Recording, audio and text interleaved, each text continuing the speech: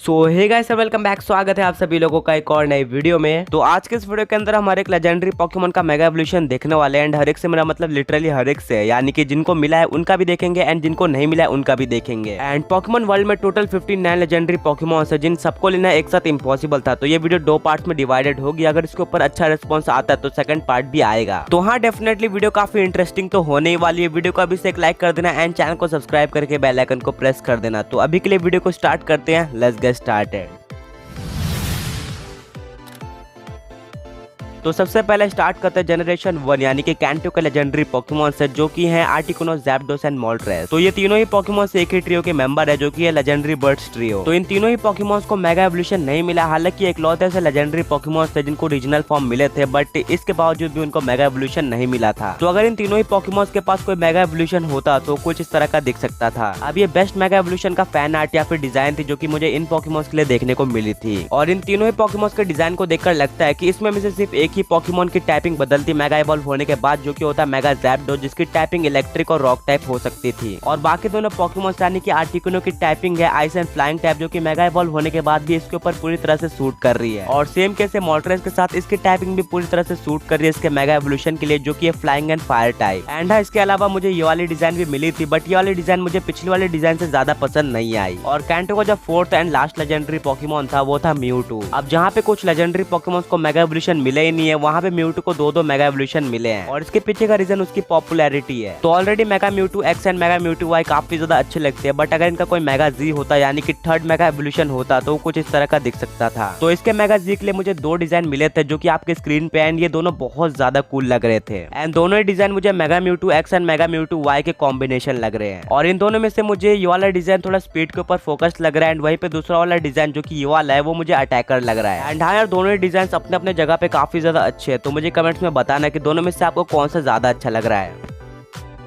तो अब आगे बढ़ते हैं जोटो रीजन या फिर जनरेशन 2 के तरफ। तो यहाँ के सबसे पहले लेजेंडरी पोकेमॉन है लेजेंडरी बीस्ट ट्रियो, जिसमें आते हैं राइको, एंटे और स्वीकून। तो इन तीनों ही पोकेमॉन को भी मेगा एवोल्यूशन नहीं मिला था, बिल्कुल लेजेंडरी बर्ड ट्रियो के तरह। तो सबसे पहले स्टार्ट करते हैं मेरे फेवरेट यानी कि स्वीकून के साथ। तो अगर स्वीकून का कोई मेगा एवोल्यूशन होता तो वो कुछ इस तरह का दिख सकता था। एंड आई थिंक सो ये डिजाइन एकदम परफेक्ट थी। एंड इसमें जाने के बाद स्वीकून की टाइपिंग चेंज होकर वाटर एंड आइस टाइप हो सकती थी, यानी कि आइस टाइप एडिशनल आ जाती। एंड अगर स्वीकून को ये वाला मेगा एवोल्यूशन मिल जाता तो स्वीकून की पॉपुलैरिटी एक अलग ही लेवल पे चली जाती, क्योंकि ये वाला मेगा एवोल्यूशन बहुत ज्यादा कूल था। एंड अब बात करें मेगा एंटे की, तो मेगा एंटे की जो मुझे बेस्ट डिजाइन देखने को मिली वो थी ये। अब जहाँ पे स्वीकून का मेगा एवोल्यूशन स्पीड पे फोकस था, वहीं पे ये वाला डिजाइन थोड़ा बल्की टाइप का है। और मेगा इवॉल्व होने के बाद एंटे को एक ग्राउंड टाइपिंग मिल सकते थे, क्योंकि एंटे अपने बेस फॉर्म में ही एक ग्राउंड टाइप की फीलिंग देता है। एंड डेफिनेटली स्वीकून की तरह ये वाली डिजाइन भी बिल्कुल परफेक्ट है। तो अब बात करें राइको की, तो राइको की डिजाइन कुछ इस तरह की हो सकती थी अगर उसके पास कोई मेगा एवोल्यूशन होता। तो इस ट्रियो के बाकी मेंबर्स की तरह राइको की डिजाइन भी बहुत ज्यादा अच्छी और परफेक्ट थी। और अगर इसके पास ये वाला मेगा एवोल्यूशन होता तो इसको डार्क टाइपिंग मिल सकती थी मेगा इवॉल्व होने के बाद। एंड हायर मैं तो यही चाहता हूँ कि अगर आगे जाके एंटे राइको एंड स्वीकून को कोई मेगा एवोल्यूशन मिलता है तो कुछ इस तरह का ही मिलना चाहिए। अब जोटो में नेक्स्ट लेजेंडरी पोकेमॉन आता है लुगिया। और लुगिया की डिजाइन तो बेस फॉर्म में ही बहुत ज्यादा अच्छी है। तो अगर इसको कोई मेगा एवोल्यूशन मिलता तो इसकी डिजाइन तो अलग ही लेवल पे हो जाती। बट फिर भी बाकी के पोकेमॉन की तरह इसको भी कोई मेगा एवोल्यूशन नहीं मिला था। बट फिर भी आपको लुगिया के काफी औसम मेगा एवोल्यूशन देखने को मिल जाएंगे, जो कि फैन मेड होते हैं, जिनमें मुझे दो सबसे ज्यादा पसंद आए। और ये दोनों ही डिजाइन बहुत ज्यादा अच्छी थी, बट मुझे ये वाला थोड़ा ज्यादा रियलिस्टिक लग रहा था। एंड ये थोड़ा सा एविल टाइप लग रहा है, तो हो सकता है कि मेगा इवॉल्व होने के बाद इसकी टाइपिंग डार्क टाइप भी हो जाती। और ये वाला डिजाइन भी काफी डिसेंट सा था, ना ही ज्यादा अच्छा था और ना ही ज्यादा बेकार था, बट पहले वाला इससे ज्यादा अच्छा था। और अब बात करते हैं जोटो के लास्ट पोकेमॉन की, जो कि था हो। तो हो की मुझे ज्यादा डिजाइन देखने को नहीं मिली थी, बट जो मुझे सबसे बेस्ट देखने को मिली थी वो थी ये दोनों। अब ये दोनों डिजाइन बहुत ज्यादा अच्छी थी। एंड स्पेशली ये वाले डिजाइन के अंदर तो हो के पास पर्पल फ्लेम्स आ गए थे, जो कि और भी ज्यादा अच्छे लग रहे थे। और अब बात करें सेकंड मेगा एवोल्यूशन की, तो जैसे कि हो को रेनबो पोकेमॉन कहा जाता है, तो इस वाले डिजाइन को उसी को देखकर बनाया गया, यानी कि ध्यान में रख के बनाया गया है। तो आगे बढ़ने से पहले एक पॉक क्विज, तो किसी एक ऐसे पोकेमॉन का नाम बताओ डिटो को छोड़कर जो कि किसी और पोकेमॉन में ट्रांसफॉर्म हो सकता है।